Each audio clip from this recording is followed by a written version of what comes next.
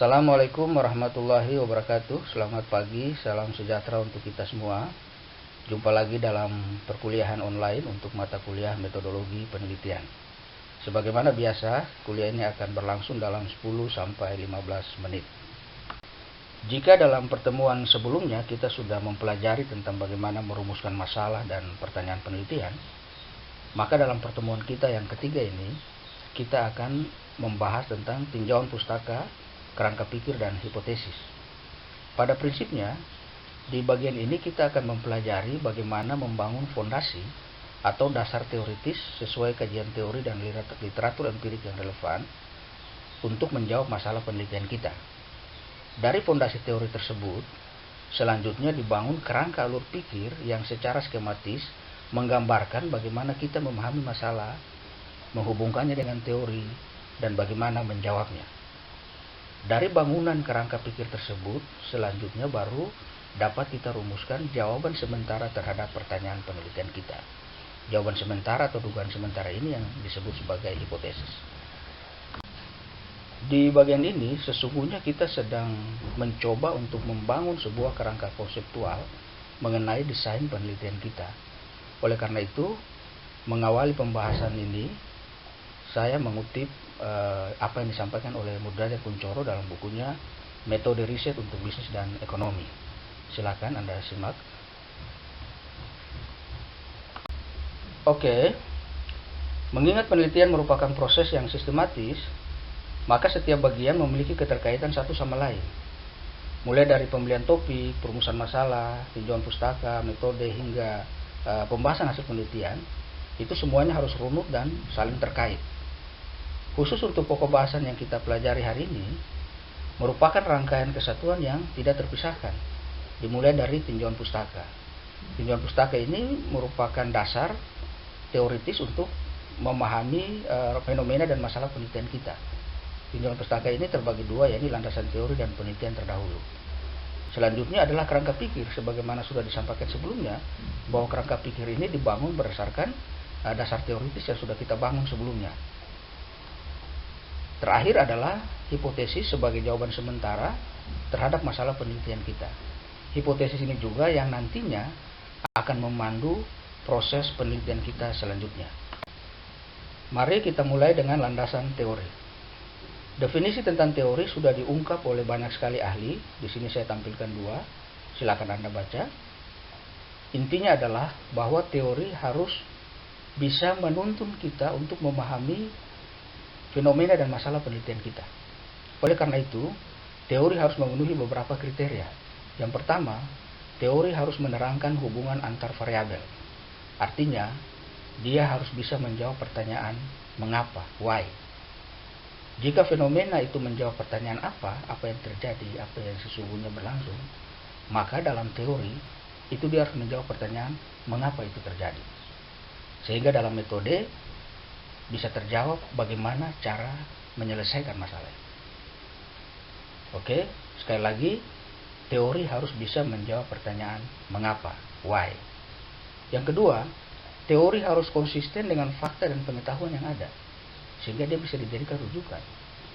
Yang ketiga, teori harus bisa memberikan cara pembuktian kebenaran.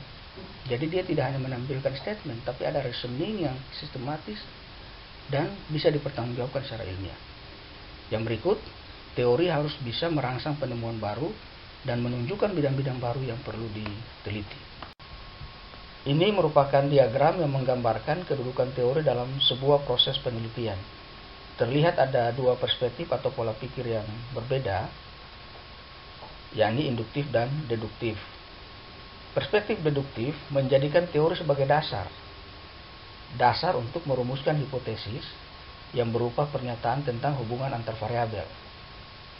Dari hipotesis tersebut kemudian dilakukan pengujian melalui serangkaian tahapan atau proses penelitian, mulai dari operasionalisasi konsep, penentuan metodologi, pengumpulan data, analisis data, hingga generalisasi empirik sebagai tahapan akhir dari hasil pengujian hipotesis.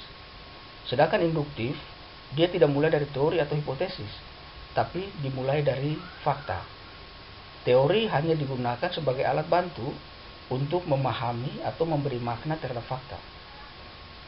Biasanya pola pikir induktif ini digunakan oleh metode penelitian yang bersifat kualitatif. Sementara metode deduktif biasanya sebagian besar itu digunakan untuk metode penelitian yang bersifat kuantitatif. Selanjutnya adalah penelitian terdahulu yang merupakan bagian tak terpisahkan dari landasan teori. Kendati begitu, penelitian terdahulu bukanlah sekedar sebagai pelengkap teori semata, namun memiliki peran yang sangat penting dalam membuka wawasan kita secara spesifik dan fokus pada topik penelitian kita. Dengan melakukan kajian terhadap penelitian terdahulu, kita bisa mengungkap hasil-hasil penelitian serupa di masa lalu maupun di tempat yang lain, sehingga kita bisa memperoleh gambaran tentang teknik dan metode yang digunakan, sehingga bisa kita adopsi atau kita modifikasi dalam penelitian kita. Di samping itu, dengan melakukan kajian terhadap penelitian terdahulu, kita juga bisa mengetahui sumber-sumber data dan sumber-sumber pustaka yang relevan. Oleh karena itu, hasil penelitian terdahulu harus memenuhi beberapa kriteria. Yang pertama, mutakhir dan relevan.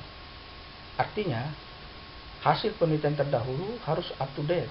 Jadi tidak kadaluarsa, misalnya 100 tahun yang lalu, yang mungkin tidak relevan lagi sampai saat ini, terutama mencermati gejala-gejala sosial dan sebagainya. Lalu dia relevan, artinya sesuai dengan topik penelitian kita.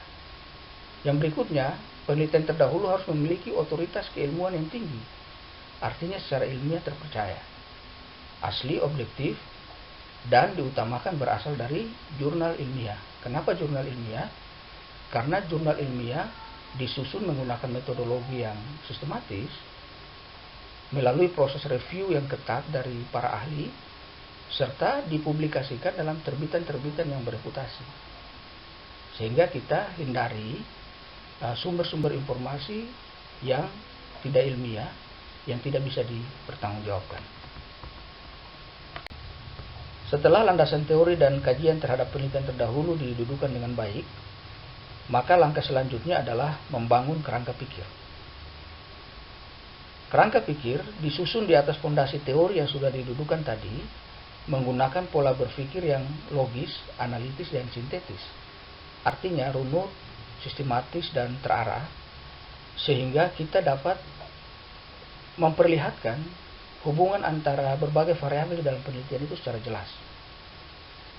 Kerangka pikir biasanya digambarkan dalam bentuk diagram alur yang secara implisit telah meringkas keseluruhan hubungan antara fenomena, teori, dan metode yang akan kita gunakan dalam penelitian. Oleh karena itu, jika bagan kerangka pikir ini disusun dengan baik dan benar, maka dengan melihat bagan kerangka pikir saja, orang telah memahami konsep dan desain penelitian kita secara keseluruhan. Langkah selanjutnya adalah merumuskan hipotesis sebagai jawaban sementara atas pertanyaan penelitian kita.